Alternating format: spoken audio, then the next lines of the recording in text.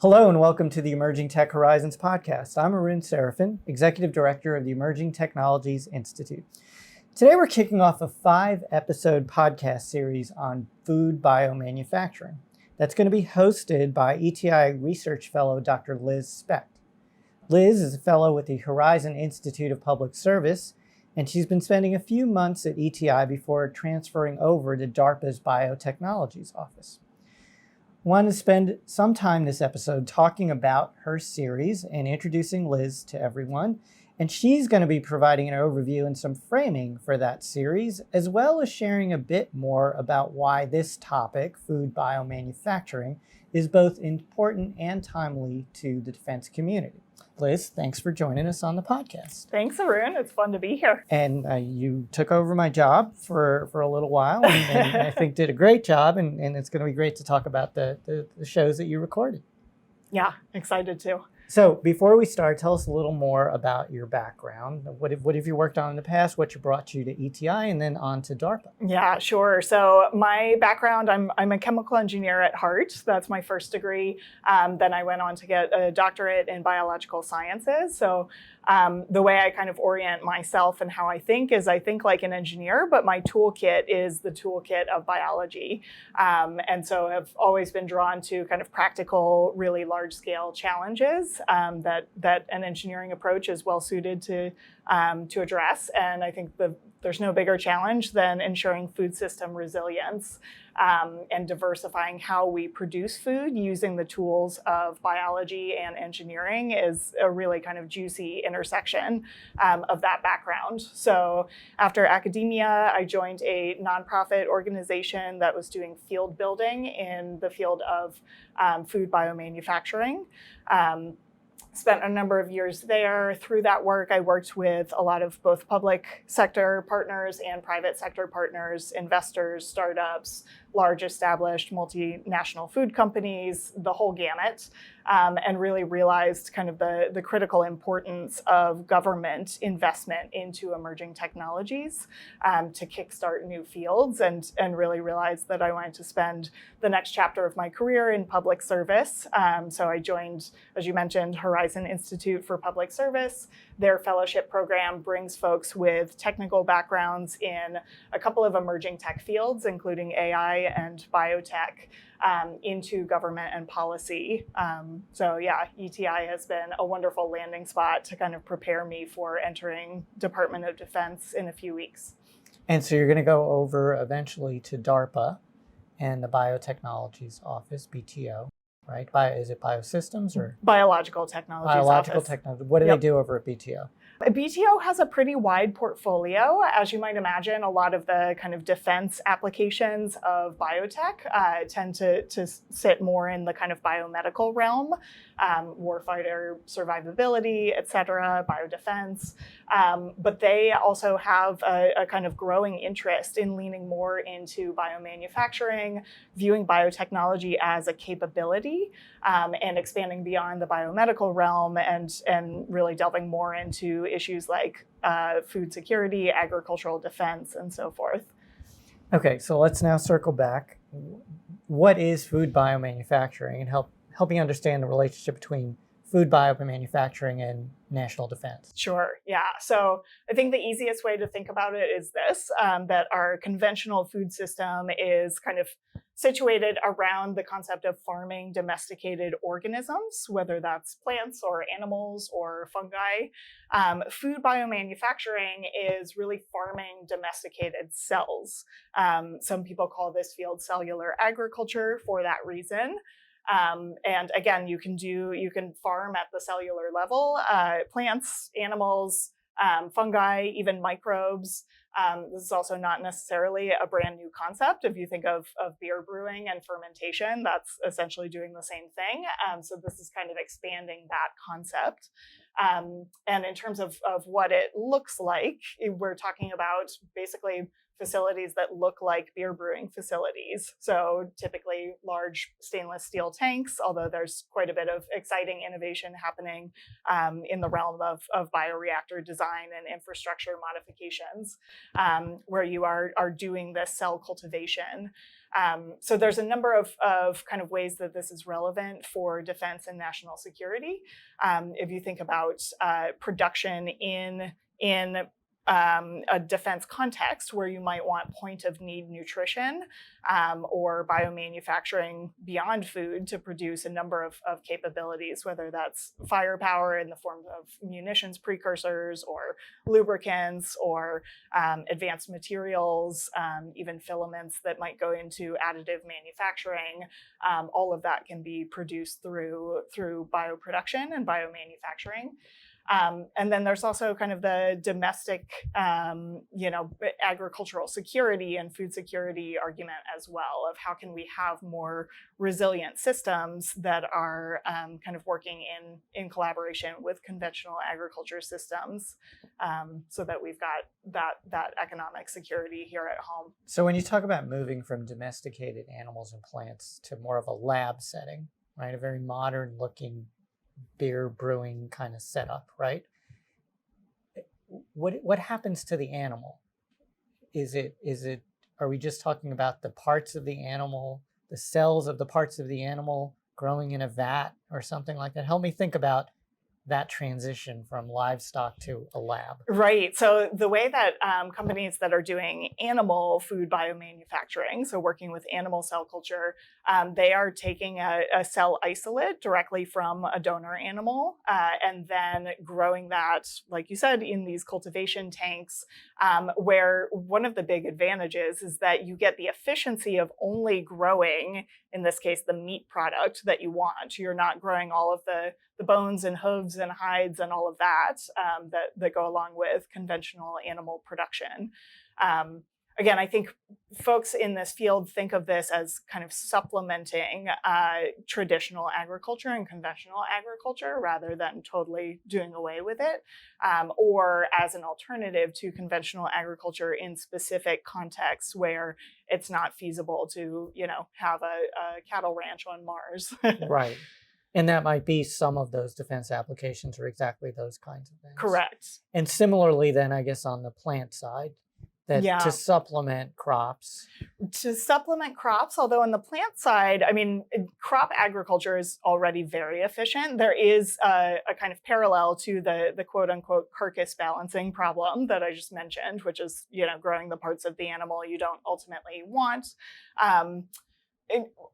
For plant cell culture, however, the kind of biggest advantage there is that you can produce things that we don't necessarily have domestic supply chains for. So if you think of things like chocolate or coffee or palm oil, which is actually important in MREs for shelf life and stability, we don't have domestic supply of those things. We are always reliant on imports for those things.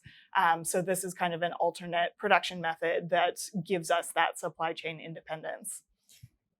And so what's the maturity of the technology? Are you talking about university research and we're demonstrating this once or twice, or are these commercially available products?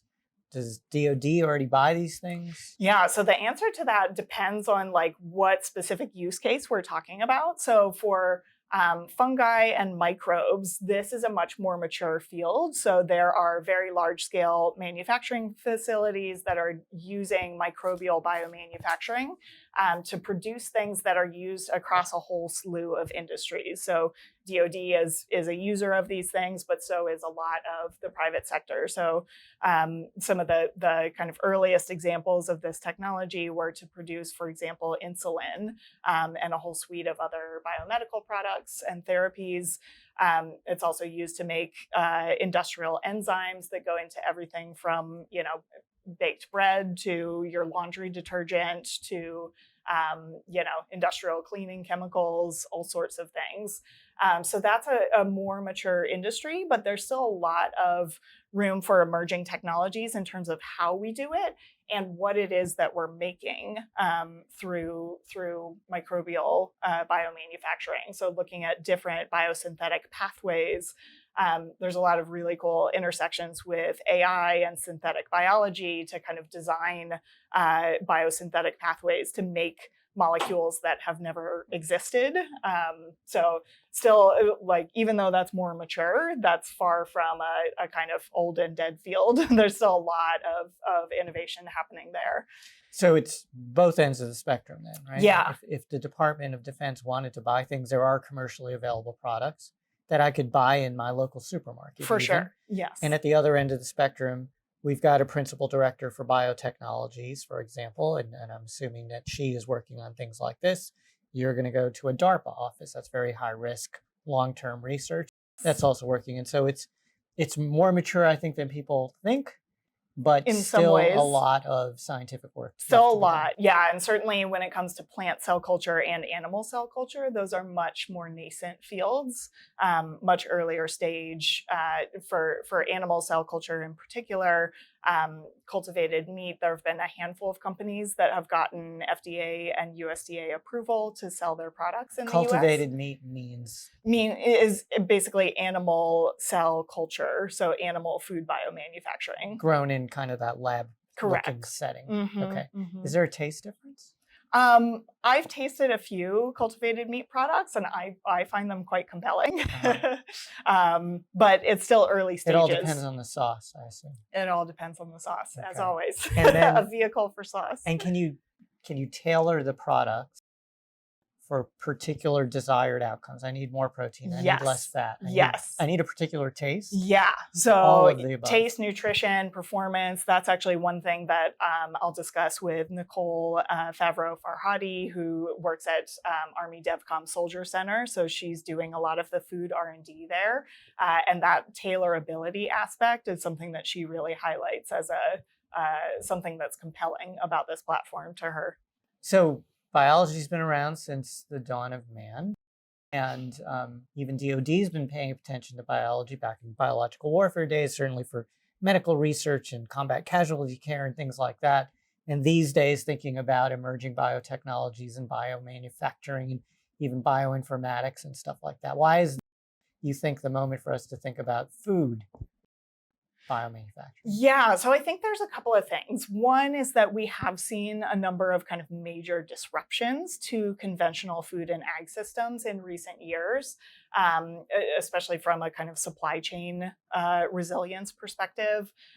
There's a number of animal diseases that we've seen kind of run rampant through various populations. We know U.S. consumers know we've been battling H5N1. That's been contributing to these high egg prices. African swine fever virus wiped out about a quarter of the world's pigs in a 1 to 2 year time period, including half of China's pigs, and China supplies half the world's pork. So we know that there are these vulnerabilities in our current food systems. We've also seen disruptions from non-disease sources, but disruptions from various global conflicts that have distorted grain markets, for instance, or tariffs and trade policies that have suddenly changed the economics or the availability of supply of many of our key food ingredients.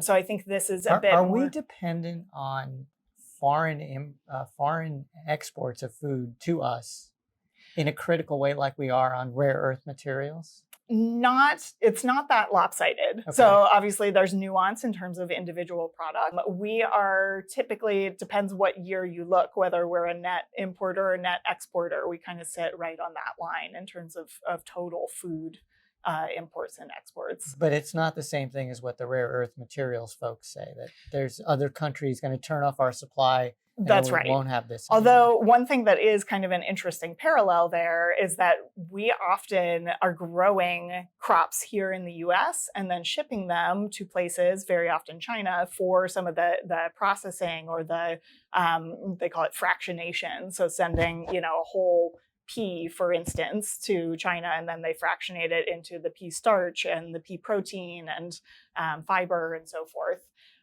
So a lot of that processing infrastructure exists outside the U.S., and then sometimes it's shipped back to then be incorporated. So even if it's grown here, or raised here, it's processed out there and then brought back. Very often. So that's very parallel to rare earths, right? Where we can mine it here, we can't process it. That's interesting. So now what's the tie back into the defense industrial base, right? How does any of this tie into why DoD or defense industry should thinking about mobilizing themselves, right? Getting themselves ready for this bio future. Yeah. So I think there is also kind of emerging recognition of biotech and biomanufacturing as a strategic competitive asset in this sort of global race.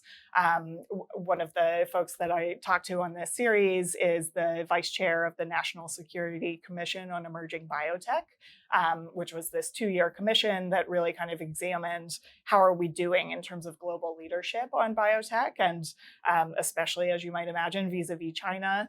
I think a huge recognition that if we don't invest hard into this right now, that we will fall behind. We already see that in a lot of ways.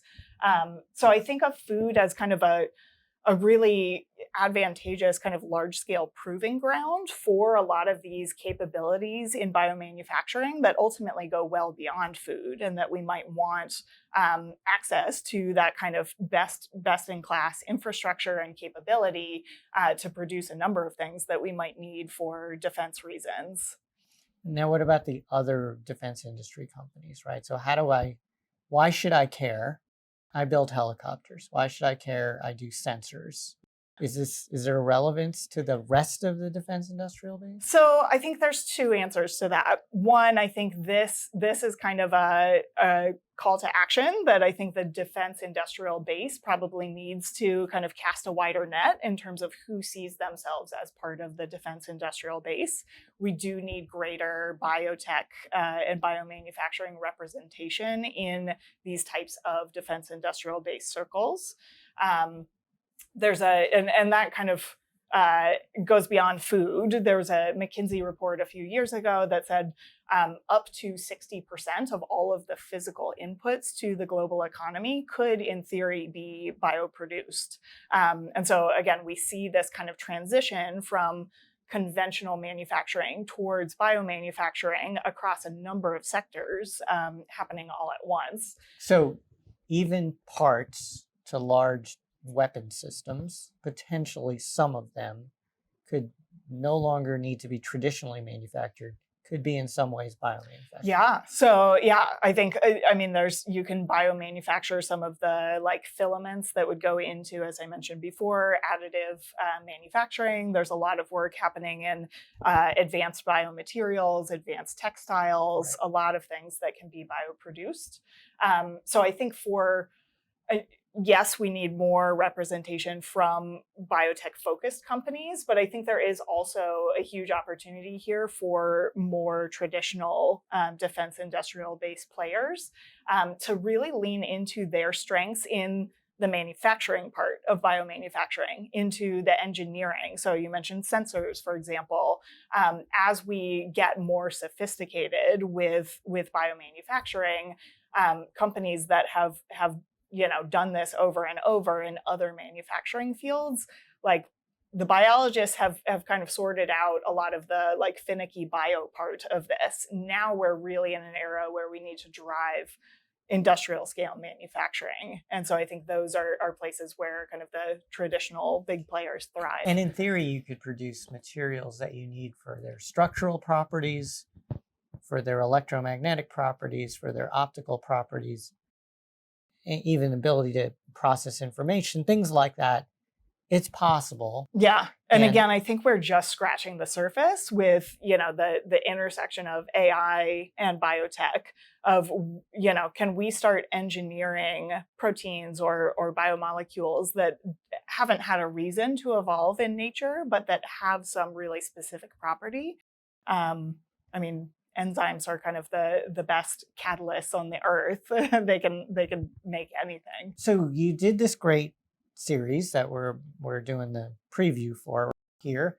You mentioned 2 of your guests, but you had 4 total. Tell us about the 4 guests and what was the topic areas that each of them covered. Yeah, so I'll kind of frame this into, we start with kind of why does food matter from a national security perspective. Then we go to why does biotech matter from a national security perspective? And then we'll talk about how do we actually operationalize this within DoD. So for the why food and national security, we talk with Dr. Matt Spence, who now works in the private sector. He's in the banking industry, but spent a number of years in foreign policy and on the National Security Council, advising on Middle East policy. And he really kind of sees competition over key resources, food being one of them, as a major factor in potential kind of global destabilization types of scenarios. So this has been top of mind for him for a really long time. He also then, when he transitioned from his time in government into the private sector, was very actively involved in some of the early investments into companies that are working in food biomanufacturing. So he's had kind of a bridge between, government recognition of this importance and how we kind of crowd in engagement from the private sector. Then we'll hear from Michelle Rozo. Dr. Michelle Rozo is the vice chair of the National Security Commission for Emerging Biotechnology that I mentioned. So she'll really be providing a lot of the framing of why biotech is such an important strategic capability. So we'll kind of zoom out from food with her and just talk about kind of the biotech landscape writ large, and biotech as like I said, a capability, not just in the context of biodefense, which I think is where this often gets sort of binned in a defense context. And then in terms of DoD folks, then we'll hear from Dr. Michael Corris, who's the director of the Biological Technologies Office at DARPA, where I'm headed next. And he brings a really interesting perspective because he also comes from private sector. So we've got flows both directions, and has been working in kind of biotech and agriculture for quite some time. And he's overseeing some very recent pushes within the Biological Technologies Office to do more on the ag defense front of that kind of broader mandate. And then finally, we'll talk with Nicole Favreau-Farhadi, who I mentioned before is at Army DevCom Soldier Center. She's been there for a couple of decades. She really kind of leads food innovation in their combat feeding division. So she's really focused on what the warfighter needs, how you kind of transition these emerging technologies into enhanced performance and reliability in DoD supply chains. She's thinking about, point of need nutrition and things like that. So 4 different speakers, but that great perspective from both industry and government and people with experiences on both sides. Yes. So you're stepping back now, you've recorded these episodes, you probably listened to them. Mm-hmm. What are some of the themes you want us to pick up on? Yeah, so one thing that I think pops up over and over is that none of this is happening in a vacuum. We've got this kind of broader context of global technological competitiveness. We've got these kind of interplays of dynamics when it comes to trade and supply chain dependencies and all of that. So aren't the vats actually under vacuum? What's that? Nothing. The vats are not under vacuum, typically. Okay.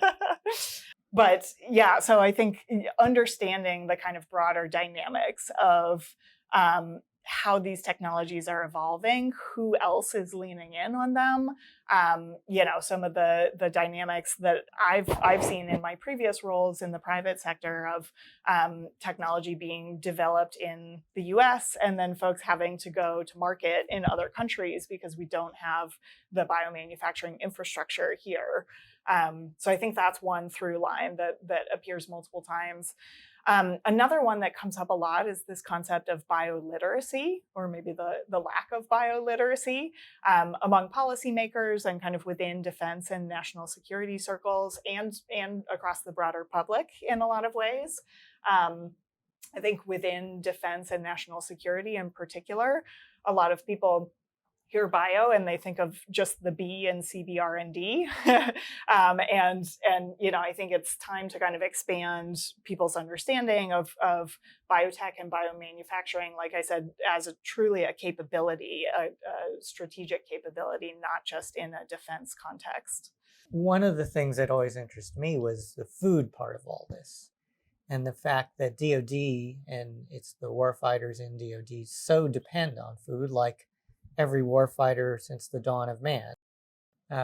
What's the angle here in terms of how DoD feeds itself? Its deployed forces, its forces at home, even its service members and their families. Is there a connection here to those that food requirement? Absolutely. Yeah. I think food is not quite as sexy when we think of all the other, weapon systems and, warfighter lethality and all of these things, but it is absolutely critical to DoD mission success. DoD is supplying millions of meals a day when you think of their entire workforce across the globe. There's a lot of logistics that go into supplying all of those meals. They are typically the largest purchaser, or sometimes second largest behind USDA in terms of federal food spend on food, to the tune of about $5 billion a year. So this is a major factor of, what we need to get into a war theater, what we need to get to all of our bases around the world, second only to fuel, really, in terms of kind of bulk materials that need to every single day end up where they need to be. So in theory, this food biomanufacturing type initiative could help address logistics issues, especially in a world of contested logistics. There's also a set of warfighters who are out, they're sort of disadvantaged users, is what the comms people would call them, right? I don't even really know. You mentioned space stations and Mars. Yeah. How do you feed people on a submarine? How do you feed people on long flights or something like that? Right. Is there some angles to the technology to support those kinds of missions? Yeah, I mean, submarines is a great example where, typically their kind of maximum mission underwater is about 6 months, and that's because that's their limitation for food storage. So yeah, I mean, situations like that where if you could extend that mission runway, or reduce the risk associated with, things that might happen in your resupply channels, you're able to kind of extend your stockpiles, that could have enormous implications for mission success. That's great. So now, during the 4 conversations you had, was there anything that particularly surprised you that we should keep our eyes out for? I think the thing that surprised me the most actually came out in my process of trying to figure out who I wanted on this series as a guest. Realizing actually how few people are thinking about emerging technology and food as it relates to defense and national security. It's you kind of poke around and start landing on the same names over and over relatively quickly. So on the one hand, that's a little bit scary to me that it falls to a countable number of people, that this kind of innovation on this frontier. On the other hand, it makes me really excited to kind of start this chapter of my career in public service. And maybe I'll kind of leave with like a call to action to anyone in the audience listening, to really think about how you can get involved in helping to advance this really key component of our defense capabilities and our national security. And the way to make yourself look smart in those conversations is listen to Liz's next 4 podcasts. There we go. Free education. Improve that bioliteracy. And I'm sure you did a much better job of being a host than I am. That's contested. Okay. Dr. Liz Specht is a Horizon Institute for Public Service Fellow with the Emerging Technologies Institute now, but shortly transitioning to DARPA's Biotechnologies Office. Liz, thanks for joining us today. Thanks for hosting your podcast series. Thank you so much. All right, for everyone, I want to make sure that you all visit ETI's website to sign up for our mailing list and register and stay up to date with our various webinars, our events, and our Tech 101 series. Join ETI for our next Tech 101 on biomanufacturing and biotechnology with a Dr. Liz Specht. It's you, who we have been speaking to today, and it's going to be on September 18th. NDIA and ETI just hosted our 3rd annual Emerging Technologies for Defense Conference and Exhibition. If you weren't able to make it, shame on you, but make sure to visit our YouTube channel and website to see some of the amazing programming we hosted. And in fact, some of the people we talked about today were at the event. If you enjoyed this podcast, don't forget to like our episodes and subscribe to stay up to date with all of our latest content. We're available on YouTube and anywhere you get your podcast. Special thank you to Melanie Yu, Daniel Park, and Logan the Intern for producing this podcast. This is Logan the Intern's last episode. Is that right? That's right. So we're sorry to see Logan the Intern go. It was great. Thank you so much, everyone, for tuning into Emerging Tech Horizons.